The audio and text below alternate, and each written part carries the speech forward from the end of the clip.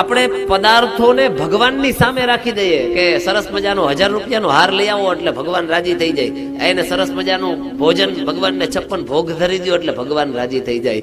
યાદ રાખજો, ઈશ્વર ક્યારેય પદાર્થથી રાજી થતો જ નથી.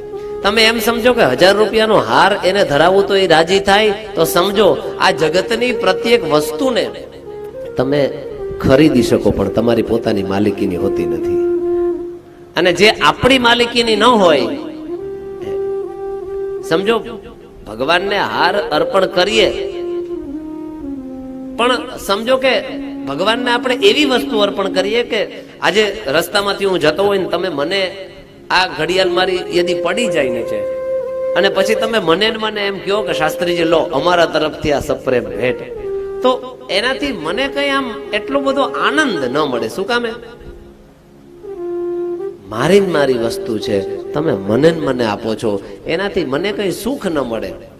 તમે મને કેવી વસ્તુ આપો કે જે મારી પાસે ન હોય એ આપો તો મને કઈક આનંદ આવે. બસ એવી જ રીતે તમે 1000 રૂપિયાનો યદી હાર લાવો ને ભગવાનને એમ અર્પણ કરીને કહો ભગવાન રાજી થાવ, પણ એ હારને ખરીદી શકીએ પણ બનાવનાર તો ભગવાન છે ના.